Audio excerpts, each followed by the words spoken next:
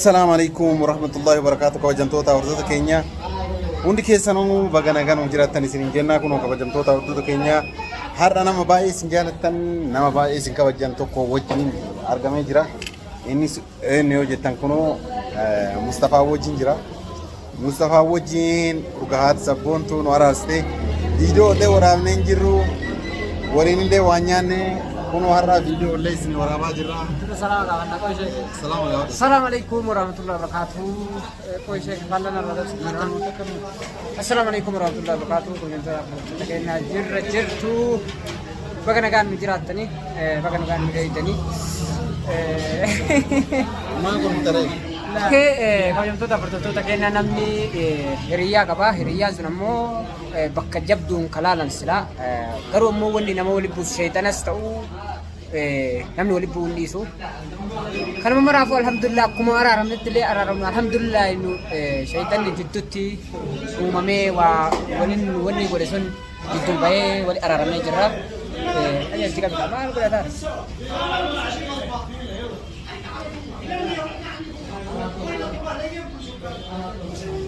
kanaaf ammoo araaramnee jirra alhamdulillah kabajamtoota keenya akkuma inni jedhee guyyaa jiraattu viidiyoo baay'ee waliin seenuudhaaf jira animaayii kana fuula ni gabbatee ture kanaaf ammoo kanaan durallee ol baanee wanni isin wanni viidiyoo maruu dinnee kanas xiqqoo yeroo takka chaanal mara kiyyarraa waan badee fi mashkuula waan ta'eef jechuudha.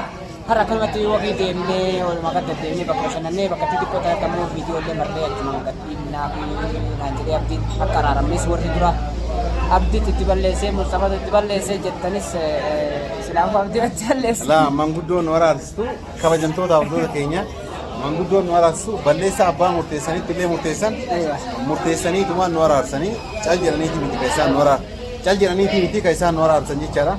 Amma ammoo waa'ee sanii wanna jechuudhaaf miti hunduu wanni ta'ame seeteedhaan anii fi obboleessi kiyya kunoo inumaa dhugaa dubbachuudhaaf nama biraatiin wallolee sababa inni nama biraatiin wallolee waan isin tutubsisee jechaan yaani rakkoo hedduutu ture jechaadha. Kunoo alhamdulillah obboleessi kiyya waliin araaramnee gammachuudhaan kunoo akkanatti wallahi jennee kunoo akkanatti wajjin nyaachuudhaaf deema. Har'a immoo iddoo kana namni fiisi fide ana moosi hadda yeroo duraati abdiin nu affeere takkuu gisee waliin lolli nu takkuu affeere hin beeku warroonni ammoo bakka ajaa'ibaatti irra abdiin isin affeeruu feetan ammoo akkuma kiyya kanatti tokkotta wal lolaanii ka'a guyyaa araarfate bakka ajaa'ibaa kana isin keessa banamarraa kaa'anii bakka addaa kan dhadheenyee yookiin deemaa oollee achiin bakka addaa oollee kabajamtoota hordoftoota keenya dhugaa dubbachuudhaaf viidiyoo isin waraabne malee bakka addaa bashannanaa yaani oollee nyaata illee nyaannee erga nyaata nyaannee kaaneen booda amma iddoo kana jirra. Iddoon kun ammoo iddoo faakiyaa yookaan kuduraa fi muduraa natti fakkaata. Kuduraa fi mudura garaagaraa akkuma naannoo kanatti argitan kun kanneen keessa wanti xixiqqoo ajajannee jirra nyaachuudhaaf jechaadha. Kana wanni viidiyoo kana isin waraabuuf dirqame aniif obboleessi kiyyaa Mustafaan kunoo araaramnee akkana waliin shaashaa jedhaa jirra. warri walloluu keenyatti illee maaliif walloltan jettanii aaraa tura warroota hedduu jira. Walloluu qabdanii bira kun qaanyiidha jira. Warri qaanyiidha jedhan jechaadha. Laa haadha.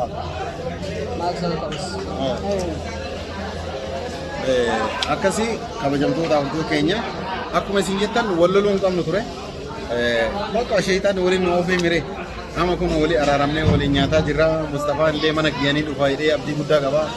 Anillee ammaan booda mana isaa dhufaa. Hadha ammoo ana affeeree boru ammoo inni dirqama na affeeruu qaba. ammanas affeeraa jiru. Kamanaan barbaadu. Kamanaan barbaadu tamam. Okey rakkoon qabu si affeera bakka jirtu. Saaf. Kamanaan barbaadu. Si affeeraa jiru. Akkas isin jennaa kabajamtoota hordoftoota keenyaa kun araaramnee jirra. Wanni takka hin jiranii. Lolli takka nu jidduu hin jiranii. Ani obboleessi keenya araaramnee jirra. Baga gammaddaan baga gammannee isin jennaa uummata boottillee afoofnaa lillahi. Afoofnaa lillahi. Garaan natti aartee jiraatte. Himi kaa uummata boottillee waan duratti. jechuun ka wallahi maashaallah ani kana ummanni keenya ummata takkuun abbaa fedhallee taanaan abdii jaalatuu fi Mustafaa jaalatuu hin ta'in abbaa dhugaa abbaa haqaa jaalatan jechuudha. Yoo abdii waa balleessullee akkuma gisee san abdii situ balleessa. Yeroo Mustafaa waa dogongorus Mustafaa balleesse jettanii wanni gootanii jechuudha. Takkuu namni sirriidha dhugaa wallahi namni beekumsaa fi wal beekuuf osoo hin ta'in dhugaa irratti kun ana kun achi ana osoo hin ta'in dhugaa irratti namni yoo inni dhugaa qabaate ibalu balleessaa qaba jedhanii irra murteessan sirriidha. Namoonni gariin akkuma murteessan alhamdulillah yaani gisee walumaa galaan jechuudha dhumattee jirti. Nullee fitannee jirra garaan fitannee jirra jechuudha. Wanni hin jiru hatta hajjii faanis araaramee turre irra guddinaamti. Warroonni dura nama wallollee tokkotu karatti nama wallollee turre jechuudha. Akka nasiibaa taatee nama wallollee turre nama sanis abbaa ebaluu hin beekne. Dhugaa yeroo sanillee abdii mafa'anii yaadee isuma kana jedhee ture. Walumaa galaan abboo bakkatti akka ta'etti illee ta'u akka araaraallee taanu jechuu gisee sanillee akka lolaatitti illee taatu akka godhanillee godhan jechuudha. Wallollee ebaluu sin addaan hin beekne. Laakiin ammoo yoo achi as gara deemee ilaalu abdii faallee miti jechuudha. Waluma dhuftee nasiiba sheexannummaa waliif fakkeessee isa se'een iyyadhe jechuudha.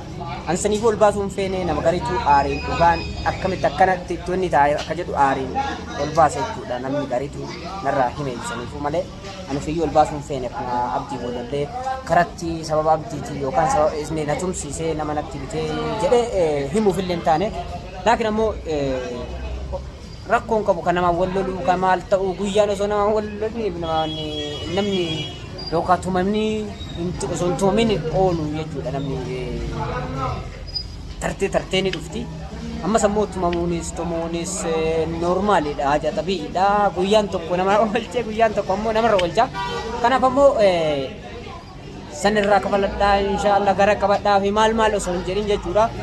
Osoo isayyuu taate an dhiiseef jedheetuma afwan jedheeni maaliif yeroo duraan irraa kaasee jechuudha abdii kana yeroo baay'ee bakka isiniif himee ture gisee mogollollee sanuu ani isiniif himee ture jechuudha. Saayibummaa walitti qabnu jira bakka rakkinaa bakkaan abdii rakkadhe bakka kanaas malee qobaan deemu nu kolfannu taa kolfanii salphan waliin salphannaa